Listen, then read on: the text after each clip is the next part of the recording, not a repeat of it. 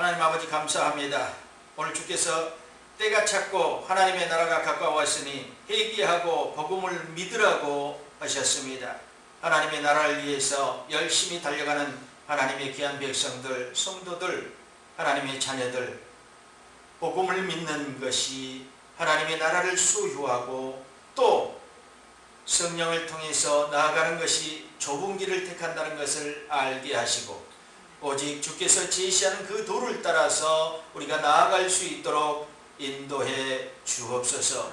오늘도 신령과 진정으로 예배할 수 있도록 꺼내주시고 한 사람의 그 예배자를 찾으신 하나님, 이 산에도 말고 예루살렘에서도 말고 오직 너희가 하나님의 성전인 것을 알고 너희 스스로 하나님께 예배하며 하나님을 찾고 경배할 수 있는 그런 진정한 예배가 되기를 원합니다.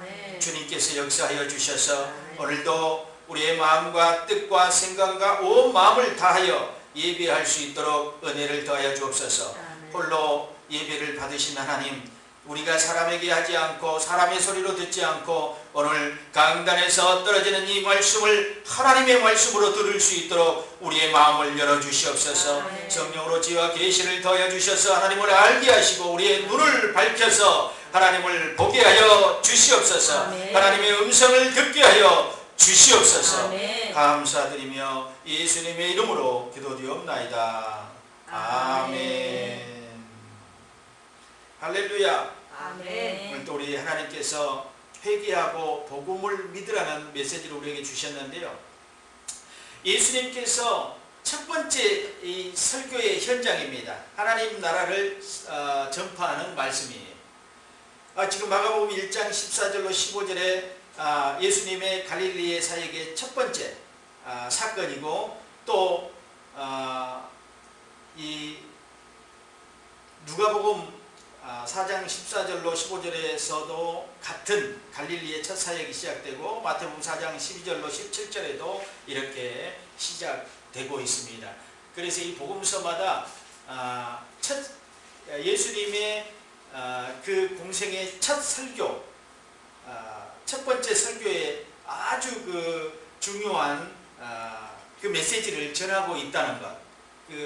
아마 복음서 기자들도 예수님의 첫 번째 설교에 상당히 그 포커스를 맞추고 그 중점을 두고 우리에게 알리고자 하는 내용이었습니다. 그것이 무엇이었냐면은 갈릴리에서 예수님이 첫 번째 사역을 하시는데 모두 다 하나님의 나라를 선포했다는 것입니다. 하나님의 나라를. 그 하나님의 나라가 무엇이었냐 보니까 하나님의 나라가 가까웠으니 너희들이 회개하고 복음을 믿으라. 하나님의 나라를 소유하는데 필요한 것이 하반절에 결정적인 문헌으로 남아있습니다. 그것이 뭐냐면은 회개하고 복음을 믿으라. 그럼 우리가 어떤 회개를 해야 하는가? 왜 해야 하는가? 반드시 왜 회개를 해야 하는가에 대한 부분들을 우리가 알지 못하면 진정한 하나님의 나라에 들어갈 수 없다는 것입니다. 사실 이 회개는 마귀의 일을 멸하는 것입니다. 회개는 마귀의 일을 멸하는 것입니다. 합법적인 죄의 통로를 막는 것입니다. 마가복음 1장 15절에 가라사대 때가 찼고 하나님의 나라가 가까웠으니 회개하고 복음을 믿으라 하시더라. 회개하고 복음을 믿으라는 것입니다. 회개하지 않으면 복음이 믿어지지 않는다는 것입니다. 마귀는 죄의 통로를 통해서 우리에게 들어오기도 하고 우리 안에 옛사람을 사용하기도 합니다. 반드시 회개를 통해서 합법적으로 우리 마음을 장악하려는 마귀를 멸해야 된다는 것입니다. 환경과 질병과 가정 문제, 자녀 문제, 또 부부의 문제, 사업, 교회, 세상 가운데서 움직이고 발생하는 모든 문제들, 그 문제들을 우리가 원인을 찾고 분석하기 전에 내가 먼저 회개하면 바뀌고 고쳐진다는 것입니다. 원위치로 돌려진다는 것입니다. 마귀가 멸하라고 우리의 환경을 흐트러 놓은 것들 우리가 회개할 때 마귀가 멸해진다는 것입니다. 회개의 당위성은 무엇이냐면 누가복음 13장 3장 왜 회개를 해야 되는가는 너희에게 이르노니 너희도 만일 회개치 아니하면 이와 같이 망하리라. 누가는 이렇게 13장 3절의 말씀으로 회개의 당위성을 이렇게 너희들이 회개하지 않으면 이같이 망한다는 것입니다. 믿음의 자녀들이 죄를 짓고도 회개치 않거나 죄에 무디어진다면 결국 성령을 받지도 성령의 충만도 받지 못하게 될 것입니다. 성령으로 거듭나지 않으면 하나님 나라에 들어갈 수가 없습니다. 죄와 함께하는 자들과 성령은 아무 관계가 없다는 것입니다. 또 함께하지 않는다는 것입니다. 성령은 거룩한 영이기 때문에 죄된 모습에 있는 사람과 함께하지 않고 죄된 사람과 그 속에서 역사하지 않는 것 여러분들이 아시기 바랍니다. 예수께서 대답하시되 진실로 진실로 내게 이르노니 사람이 물과 성령으로 거듭나지 아니하면 하나님 나라에 들어갈 수 없느니라. 회개도 성령을 통해서 회개할 때 복음이 믿어지는 것입니다. 물과 성령으로 거듭나지 않으면 하나님 나라에 들어갈 수 없다고 주님께서 분명히 말씀하셨습니다. 물은 세례나 물은 세례를 표현하기도 하고 우리가 그 세례를 받을 때 완전히 죄에서 죽고 회개하면서 죄에 죽고 죄사함을 받는 것입니다. 또한 성령은 회개할 때 성령이 덧입혀집니다. 예수를 구주로 믿고 우리가 회개할 때 예수님께서 죄 씻음을 해줄 때 그때 죄 씻음을 받고 우리의 깨끗한 영이 됐을 때 성령이 우리에게 임하게 되는 것입니다. 그리고 그 다음에는 성령이 충만을 유지하게 되고 성화되어가는 과정으로 살아가게 됩니다. 계속해서 죄를 짓지 않는 모습으로 살아갈 때 성령께서 기꺼이 내 안에서 역사하시게 되는 것입니다. 내 안에서 성전 삼고 내 안에 계시게 되는 것입니다.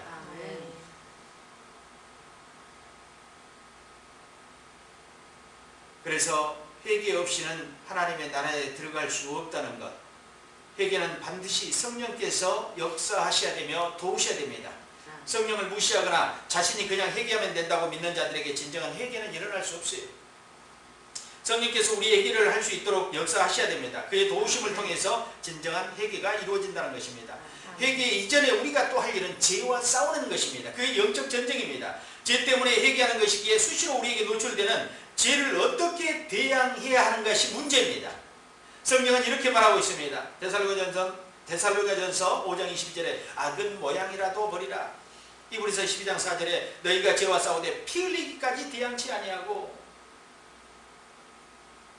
또 로마서 6장 6절에 우리가 알거니와 우리의 사람이 예수와 함께 십자가에 못 박힌 것은 죄의 몸이 멸하여 다시는 우리가 죄에게 종노릇하지 아니하려 함이니.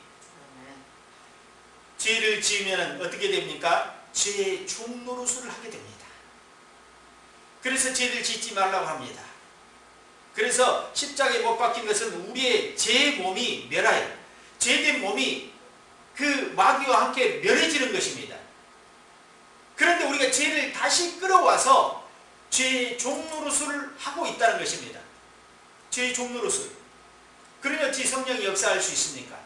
성령이 역사할 수가 없어요. 더 이상. 이사야 선지자는 이렇게 얘기합니다. 1장 16절에 너희는 스스로 씻으며 스스로 깨끗게 하여 내 목전에서 너희 악업을 버리고 악행을 그치려. 이사야 선지자는 이렇게 말했지만 신약에서는 사실상 성령으로 씻고 거룩함을 입으라고 이렇게 얘기했습니다. 이사야 선지자는 구약에는 성령이 개인에게 임하지 않았어요. 부분적으로 임했습니다. 그러니까 성령이 필요에 따라서 부분적으로 임했어요.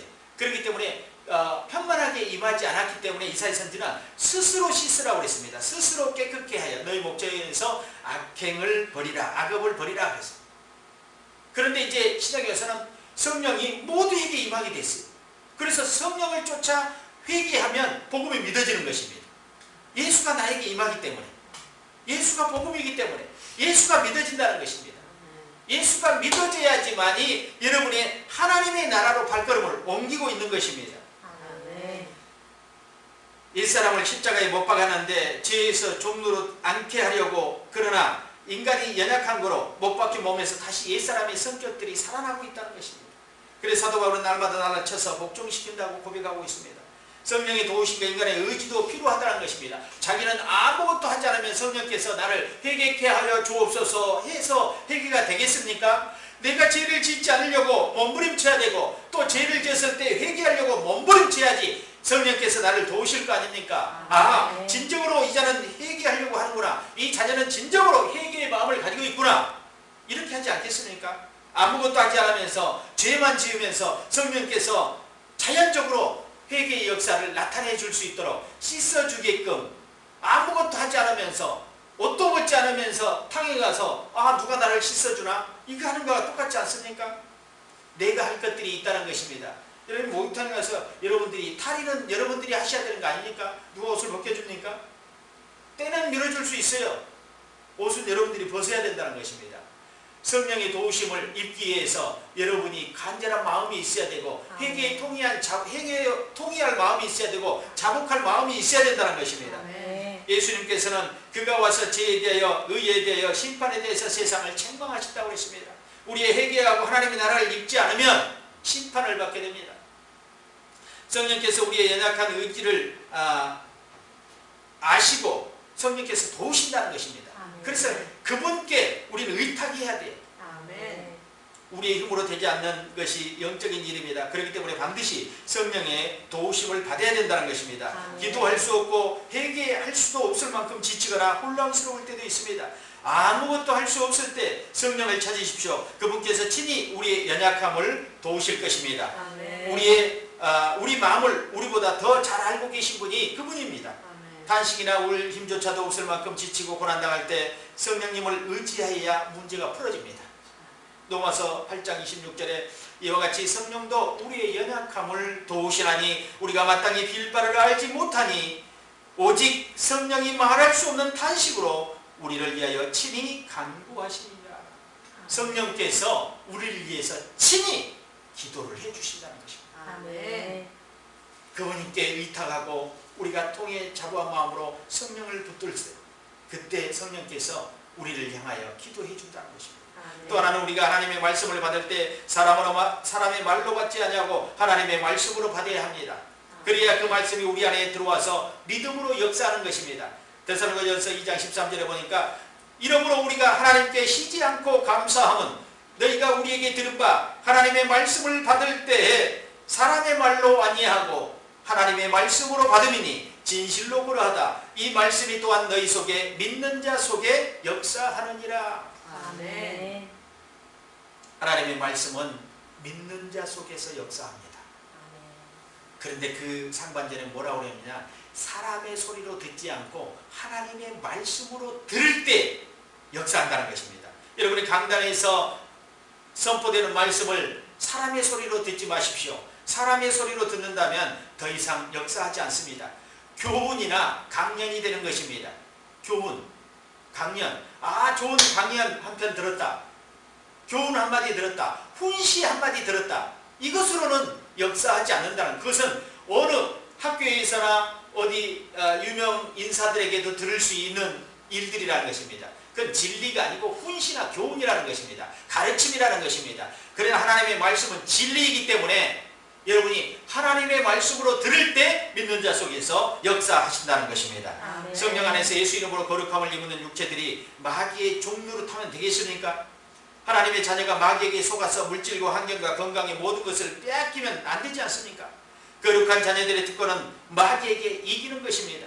예수님께서 세상에 대해 이기셨던 것처럼 그때 우리도 함께 이겼다는 것입니다. 예수님과 함께 우리가 무덤에 묻혔고 죽어서 무덤에 묻혔고 예수님이 부활할 때 우리가 함께 부활해서 사망 권세를 이겼다는 것입니다.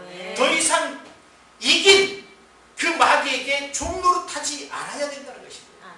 우리에게 말씀과 성령 그리고 예수 이름을 사용할 수 있는 능력과 자녀됨의 권세를 주셨습니다. 그런데 왜 마귀에게 또 죄에게 종로로 타고 있습니까?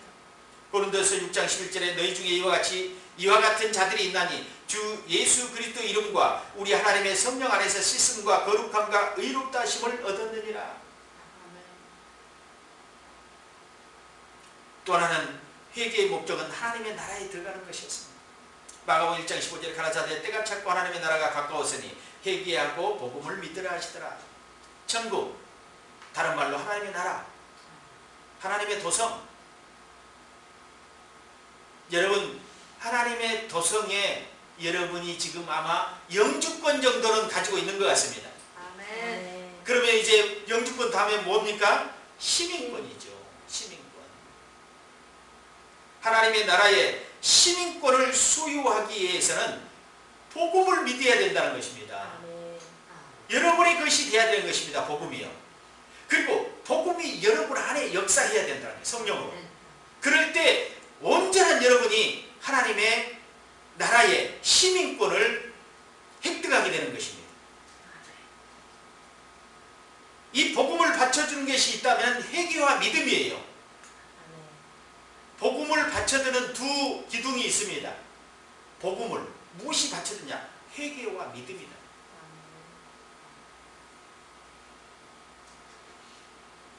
왜냐하면 진정한 회개 없이는 복음이 믿어지지 않기 때문에. 회개해야지만이 복음이 믿어집니다. 성령으로. 회개하여 복음을 믿을 때 내 안에서 믿음으로 구원의 역사가 굳혀야 되는 것입니다.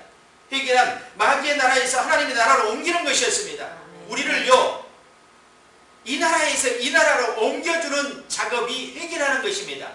어둠의 나라, 마귀의 나라에서 아버지의 나라로, 하나님의 나라로 옮기는 것입니다. 누가복음 15장 11절로 32절에 보니까 탕자의 비유가 나와 있는데, 탕자의 비유에서 우리가 느낄 수 있는 것 보면 알 수 있는데요. 그 비유를 보면 돼지 치는 곳, 어둠의 나라예요. 돼지 치는 곳. 그 탕자가 먹을 것도 없었던 그 돼지 치는 곳, 이게 어둠의 나라예요. 그런데 아버지 집으로 돌아갈 때 하나님의 나라가 임한 것입니다. 그래서 우리가 볼 때 회개는 내가 서 있는 자리에서 깨닫고 하나님께 방향을 전환해서 죄와 정반대의 방향으로 하나님께 가는 것이 회개입니다. 또 회개 기도는 내가 서 있는 자리에서 깨닫고 하나님 죄를 뉘우치고 사해달라고 기도하는 것이 회개 기도입니다. 여러분, 회개와 회개 기도를 또 구분할 수 있어야 됩니다. 이 탕자의 비유로 보면 방향을 전환하잖아요.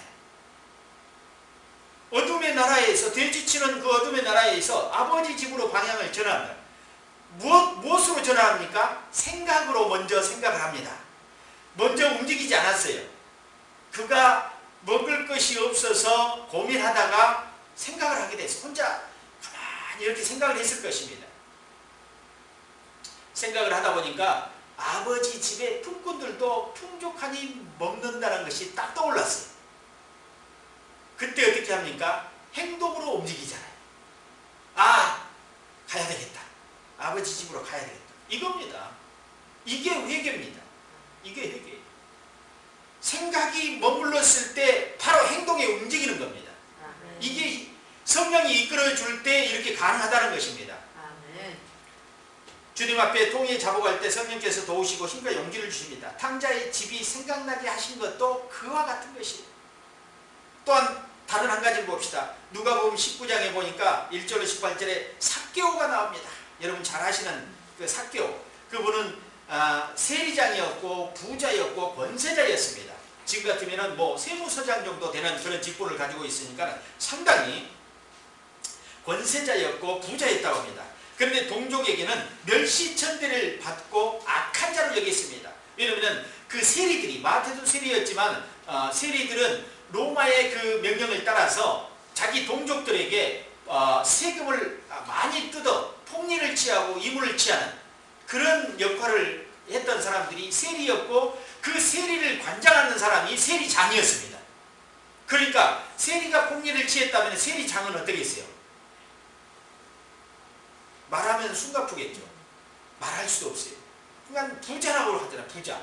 얼마나 뜯었으면 동족들에게 세금 한 냥 받을 거를 3냥 받고 5냥 받을 거를 10냥 받고 이렇게 해가지고 폭리를 취하고 노마에다는 한 냥 내고 자기가 2냥을 먹고, 성경에 이렇게 나와 있지 않았지만 그 문헌들에, 다른 문헌들에 보면 세리들이 폭리를 취했어요. 자기 동족들을 삼아서 상대로.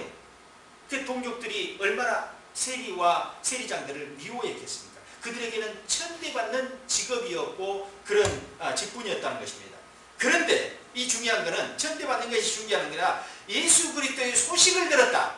삭개오가 소식을 듣고 뽕나무에 올라갔습니다. 사실상 뽕나무는 돌무화과 나무였다고 합니다. 돌무화과 나무인데 그 원어에는 돌무화과 나무인데 우리는 그냥 일상의 성경에는 그냥 뽕나무로 올라갔다고 이렇게 합니다. 뽕나무나 돌무화과 나무나. 근데 그는 왜 뽕나무로 올라갔습니까? 뽕나무는 크지 않아요. 사실상은요. 높이가. 야자수나무나 올리브 그런 나무는 상당히 큽니다. 그런데 뽕나무는요 크지 않아요. 우리가 생각할 때는 큰 나무에 올라가야지만이 높이 올라가야지 주님을 볼 수 있을 텐데 왜 뽕나무에 올라갔을까 하는 그런 의문을 갖기도 하는데 그는 사실상 목자로 봐주기를 원해서 아마 뽕나무로 올라가지 않았나. 이 뽕나무 돌무화과 나무에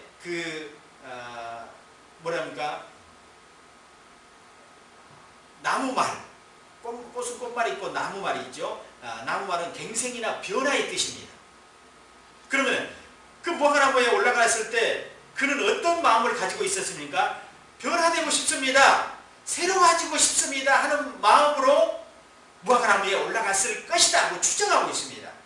그러니까 또 목동으로 봐주기를 원했는데 아모스 7장 14절 보니까 나는 선지자가 아니며 선지자 아들도 아니요 나는 목자요 뽕나무를 배양하는 자로다.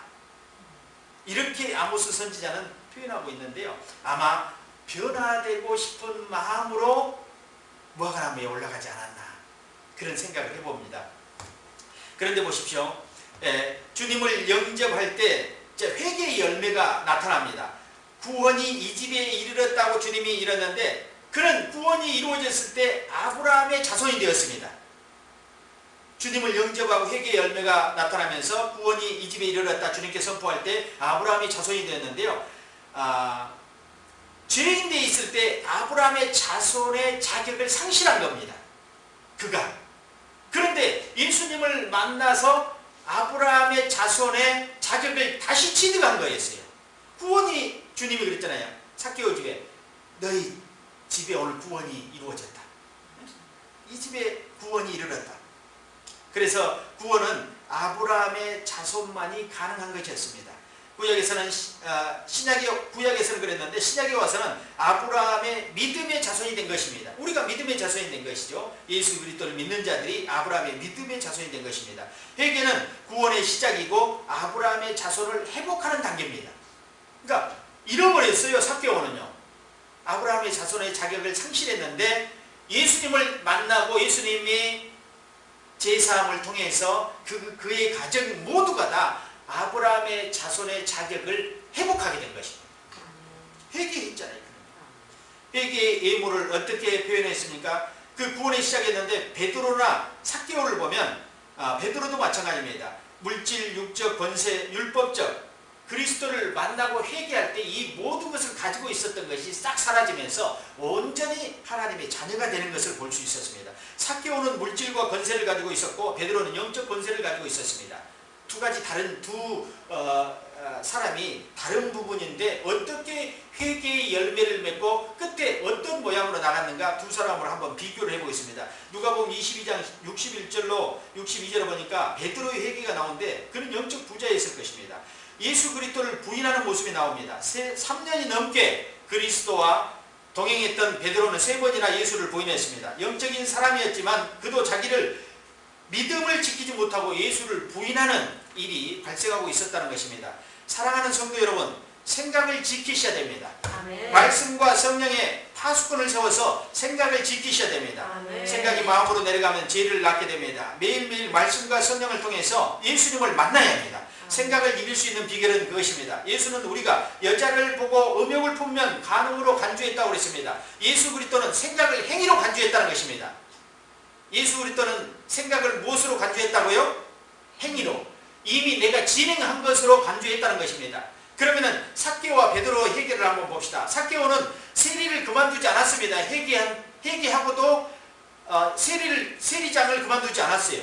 그는 그 직업을 계속 했을 것입니다. 왜냐하면 성경의 기록에는 그가 회개하고 세리장을 그만두었다 그런 내용이 없습니다. 그렇기 때문에 계속 그 직업을 했다는 것입니다.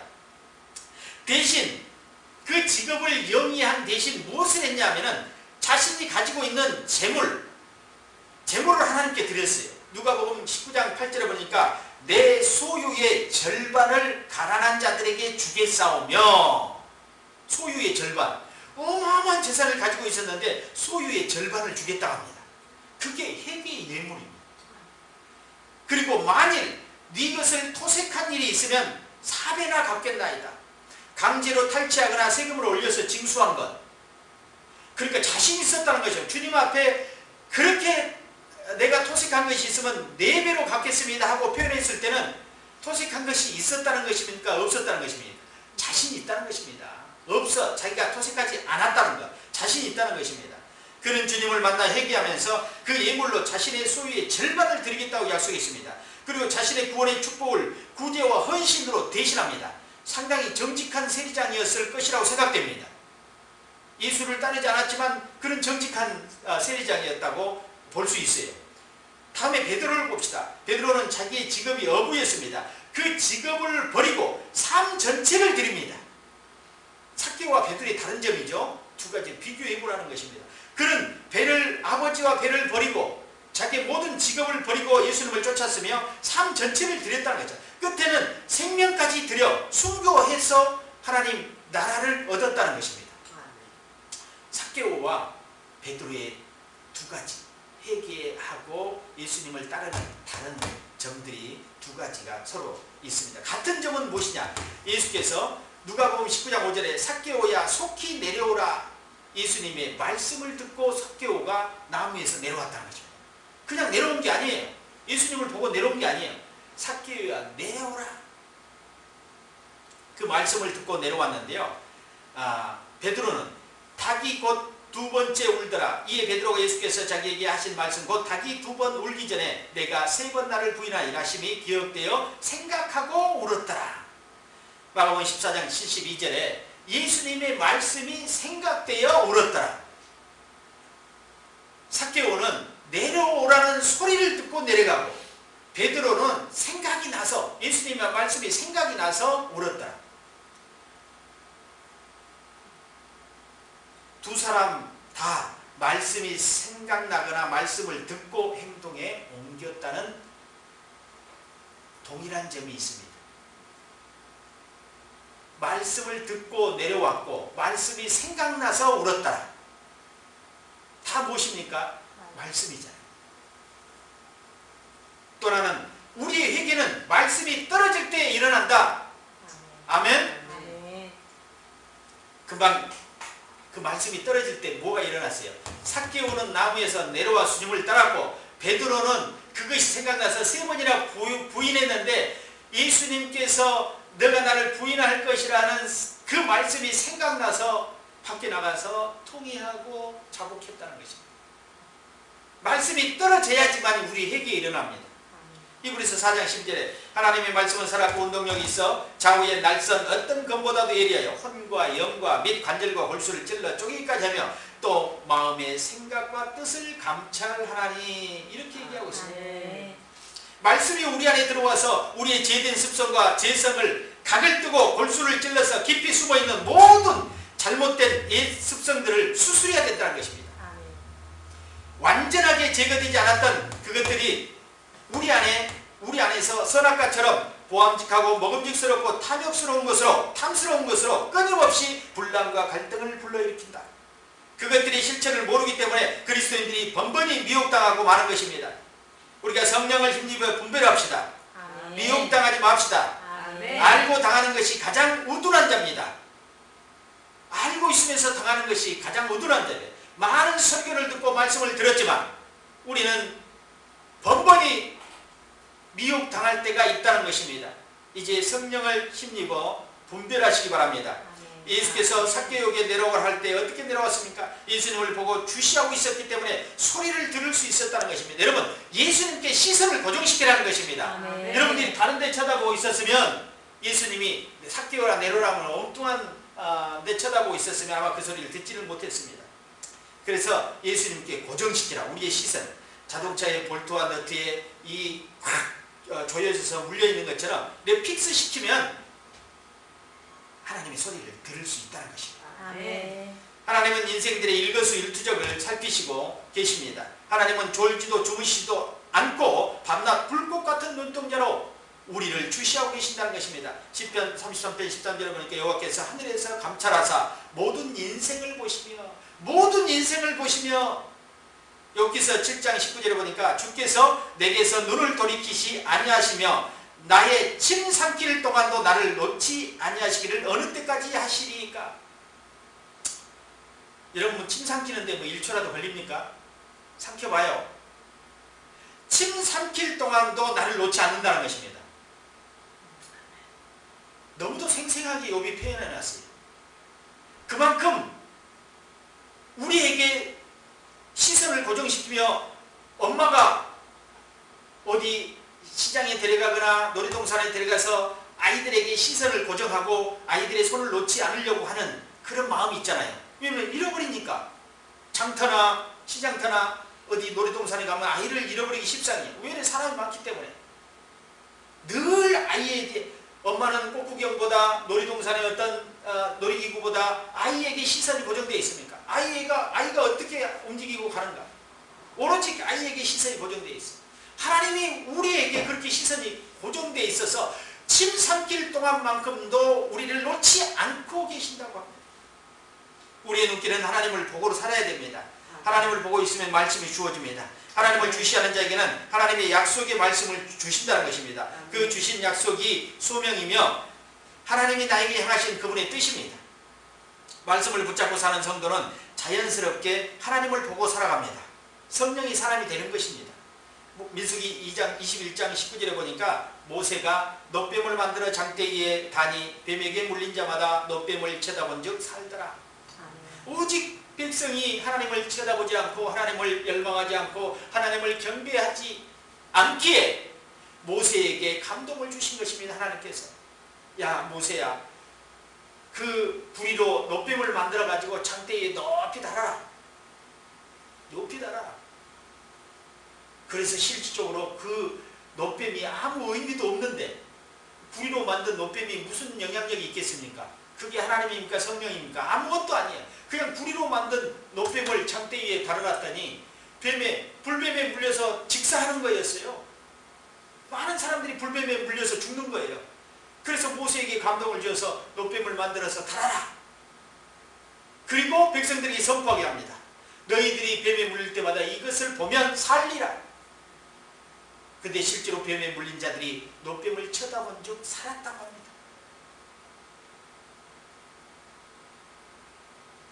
무슨 말을 더 해야 됩니까? 죽을 심정으로 지금 하나님을 갈망하고 있습니까? 아니면 원망하고 있습니까? 죽을 병에 걸려서 지금 하나님을 원망하고 있습니까? 하나님을 쳐다보라는 것입니다. 놋뱀을 쳐다본 즉 살더라.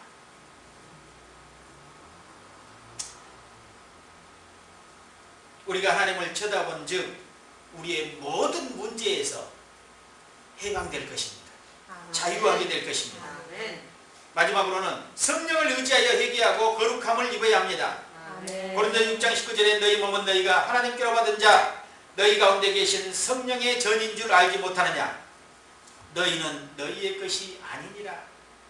우리의 것이 아니라고 합니다. 하나님의 것이에요.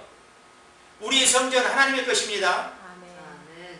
여러분이 마음대로 성전을 더럽혀서는 안 됩니다. 우리 안에 성전된 삶을 살아가는 것입니다. 여러분이 움직이는 성전이죠. 그런데 움직이는 성전을 거룩하게 하지 않고 장사꾼의 소굴로 만들어서 되겠습니까? 교회 하나님의 성전, 이것은 하나님을 예배하는 성전이지만 여러분은 하나님이 거하시는 성전을 여러분 안에 담고 살아가고 있습니다. 그 머리는 그리스도라고 그랬어요.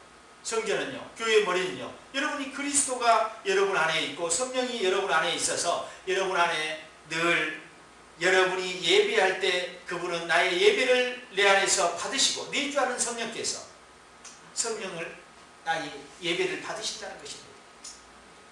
로마서 6장 6절로 우리가 알거니와 우리 옛사람이 예수와 함께 십자가에 못 박힌 것은 제 몸이 멸하여 다시는 우리 죄에게 종로를 타지 않게 하려고 했다고 합니다. 여러분, 여러분의 성전이 다시는 죄의 종노릇하지 않게 되기를 바랍니다. 아멘. 십자가 예수와 함께 못 박힐 때 못 박힌 우리는 빛 가운데로 들어왔습니다. 아멘. 못 박힌 다음에는 위대한 사도 바울은 두 마음이 자신을 괴롭게 한다고 날마다 자기를 쳐서 복종시킨다고 한 것처럼, 그러나 세상에 살면서 옛사람을 완전히 죽이지 못하고 살아가기 때문에, 그런 환경에 살고 있기 때문에 예수께서 주시는 새 언약을 믿고 이루어진 새 언약을 향해 나가지 않으면 우리는 또한 죄에 노출될 수 있다는 것입니다. 결국 회개하고 복음을 믿고 하나님 나라로 들어가는 여정이며 그것이 인생의 종착역입니다. 이 땅에서 하나님의 말씀대로 빛을 받은 자녀이며 빛과 소금의 역할을 감당하고 살아야 됩니다. 아멘. 하나님께서는 거룩함을 입고 빛의 자녀로서의 삶을 살기를 원합니다. 아멘. 여러분이 빛된 삶을 살기를 원해요. 하나님께서는요. 아멘. 그게 하나님의 나라로 들어가는 길이며 좁은 길을 택해서 가는 십자가의 인생들인 것입니다. 그러기 위해서 반드시 성령을 의지해야 됩니다. 인간의 모든 약한 것, 의학과 과학, 생물학 등으로 완성시키지 못한 것들, 또한 각종 불치병들, 난치병들을 성령이 아니시고는 고칠 수 없다는 것입니다. 아무리 의학이 발달했다 할지라도 지금도 난치병들이 수십 가지, 수백 가지고 불치병들이 수십 가지, 수백 가지가 있습니다. 왜 그럽니까? 의학에는 한계가 있다는 것입니다. 사람을 연구하기 때문에, 창조하지 않고 연구하기 때문에 한계가 있습니다. 그러나 하나님은 인간을 창조하셨습니다. 연구와 창조는, 발견과 창조는 다른 것입니다. 그래서 우리의 몸을 속속들이 아는 분은 성령이십니다. 아멘. 의사가 아니라 성령이시라는 것입니다. 아멘. 요한복음 16장 13절에 그러하니 진리의 성령이 오시면 그가 너를 모든 진리 가운데로 인도하시리니 그가 자유로 말하지 않고 오직 듣는 것을 말하시며 장래 일을 너희에게 알리시리라. 아멘. 우리를 더 이상 죄 가운데 있지 않게 하시고 진리 가운데로 성령께서 인도하신다는 것입니다. 아멘. 그래서 성령을 의지하라는 것입니다. 아멘. 요한복음 14장 17절에 저는 진리의 영이라 세상은 능히 저를 받지 못하나니 이는 저를 보지도 못하고 알지도 못함이라. 그러나 너희는 저를 아나니 저는 너희와 함께 거하시며 너희 속에 계시겠습니다. 아멘. 명쾌하게 우리에게 오늘 답을 주고 있습니다. 요한복음 14장 17절에 저는 진리의 영이라, 성령은 진리의 영이라. 세상은 예수를 믿지 않는 사람들은 저를 받지, 예수를 믿지 않는 사람들은 성령을 받지 못하느니라. 그리고 예수를 믿지 않는 사람은 성령을 보지도 못하느니라. 예수를 믿지 않는 사람들은 성령을 알지도 못하느니라. 그러나 예수를 믿는 너희는 성령을 아나니 아멘. 성령은 너희와 함께 거하시며 아멘. 너희 속에 거하시겠습니다. 아멘. 이겁니다. 명쾌하게 예수 믿는 자와 믿지 않는 자의 구분을 지어주면서 성령이 어느 곳에, 어느 성전에 임하고 있는 것을 확실하게 표현해 주고 있다는 것입니다. 하나님의 자녀만이 성령을 받을 수 있습니다. 예수 그리스도를 구주로 받아들이고 십자가에서 못 박혀서 죄된 삶을 살지 않는 영혼들에게 성령이 임하여서 역사한다는 것입니다. 아멘. 세상에 있는 자들이 헌신하고 구제하여 자선을 베풀어도 성령 받을 수 없습니다. 자기의 모든 재산을 다 팔아서 구제한다고 해도 성령을 얻을 수 없다는 것입니다. 성령이 그에게 임하지 않는다는 것입니다. 그는 자선을 하고 구제를 했을 뿐입니다. 사람들에게 좋은 일을 행했구나, 칭송을 받을 수 있지만 성령이 임하지 않는다는 것입니다. 선행으로 성령을 받을 수 없습니다. 예수를 구주로 영접하고 제사함을 받았을 때 성령이 그에게 임합니다. 아멘. 요한복음 14장 26절에 보혜사 곧 아버지께서 보내실 성령 그가 너희에게 모든 것을 가르치시고 내가 너희에게 말한 모든 것을 생각나게 하리라. 아멘. 예수님께서 선포했던 것이 생각나게 하는 것은 오직 성령이십니다. 아멘. 우리가 머리가 비상하고 IQ가 좋다고 그 일이 생각나는 것이 아니라 성령께서 생각나게 하셔야 된다는 것을 말씀하고 있습니다. 아멘. 끝으로 회개를 통한 그리스도인들의 삶이 달라지길 바라며 원수 사탄 마귀 귀신에게 죄로 말미암아 농락당하지 말고 넉넉히 이기는 삶을 살기를 바랍니다. 아멘. 성령을 쫓아 살아가면 죄와 멀어질 수 있습니다. 죄를 분별할 수 있습니다. 아멘. 죄의 유혹을 이길 수 있습니다. 아멘. 성령이 아니시면 인간은 자신이 원하는 대로 살 수밖에 없고 자신의 뜻이 성령이 앞서기 때문에 각자 자기가 원하는 대로 살아갈 수밖에 없다는 것입니다. 그래서 우리는 성령을 의지해서 우리의 자아를 꺾어내는 것입니다. 아멘. 자기를 부인할 수 있는 건 성령입니다. 아멘. 그래야지만이 자기를 부인하고 자기의 의지를 꺾고 성령을 쫓아갈 수 있다는 것입니다. 아멘. 자기의 원대로 사는 자는 성령과 관계없는 자이며 하나님과도 무관한 삶을 사는 사람입니다. 하나님의 자녀도 아닌 것입니다. 죄도 회개도 그들에게는 아무 관련이 없습니다. 마귀가 끌고 난 대로 따라 넓은 길로 가다가 멸망하고 많은 사람들을 쫓아가지 말라는 것입니다. 그 화려한 길을 쫓아가다가 결국 멸망의 길로 갈 수밖에 없다는 것입니다. 예수님의 제자되고 그리스도인 된 여러분들은 십자가의 길, 좁은 길을 택해서 성령을 쫓아가야 된다는 것입니다. 아멘. 위대한 건축자들은 회개와 믿음과 복음이 성령의 전을 세워가는데 필수 항목이며 핵심 재료라고 생각됩니다. 믿음으로 복음이 복음되게 하며 말씀을 통한 회개, 성령을 통한 회개로 마귀를 완전하게 멸하고 승리하시며 모두가 복음으로 하나님의 나라를 정치하시기를 예수 그리스도 우리 구주 이름으로 축원드립니다. 아멘. 기도하겠습니다. 하나님 감사합니다. 복음은 좁은 길을 제시합니다. 좁은 길이 생명의 길입니다. 기억하기를 원합니다. 주님, 우리가 좁은 길을 택하며 예수 그리스도를 쫓아가기를 원합니다. 우리 된 것을 쳐서 복종하며 성령을 쫓아서 늘 회개하며 우리가 아버지 하나님의 거룩함을 잊고 주님의 말씀대로 살아가기를 원합니다. 오늘도 이 말씀을 듣고 우리에게 깊은 깨달음이 있기를 원하고 떠나는 성령이 임하여 주셔서 우리의 죄된 습성들이 남아있다는 것을 싹 멸하여 주시니 감사를 드립니다. 하나님, 오늘도 성령을 쫓아 행할 수 있도록 은혜를 더하시고 말씀을 들었습니다. 하나님, 이제는 아버지 하나님이여 좌우로 치우치지 않고 오직 십자가를 바라보면서 나아갈 수 있도록 성령을 쫓아 나아갈 수 있도록 인도해 주옵소서. 눈동자처럼 우리를 지키시는 하나님, 오늘도 아버지 하나님의 말씀이 떨어질 때 하나님께서 우리 마음에 감동을 주시고 가만을 주셔서 오직 하나님 나라를 사모하며 하나님 나라가 이미 우리 안에 임했던 것을 확인하는 작업이었습니다. 하나님, 이 시간에 하나님 나라가 우리에게 임하여 있다는 것을 알게 하여 주셨음에 감사를 드립니다. 하나님의 시민권을 얻은 우리들에게 하나님 더욱더 은혜를 더하시고 하나님을 쫓아 살 수 있도록 인도해 주옵소서. 아멘. 우리가 기도하고 간구한 것 이미 받은 줄로 믿으라고 믿습니다. 주님, 이미 선포한 대로 승리하고 이겼습니다. 아멘. 마귀를 이기고 승리했음을 선포합니다. 아멘. 예수 이름이 빛나게 하시고 이 성전에 하나님의 영광이 머무르게 하여 주시옵소서. 아멘. 감사드리며 예수님의 이름으로 기도드리옵나이다. 아멘. 아멘.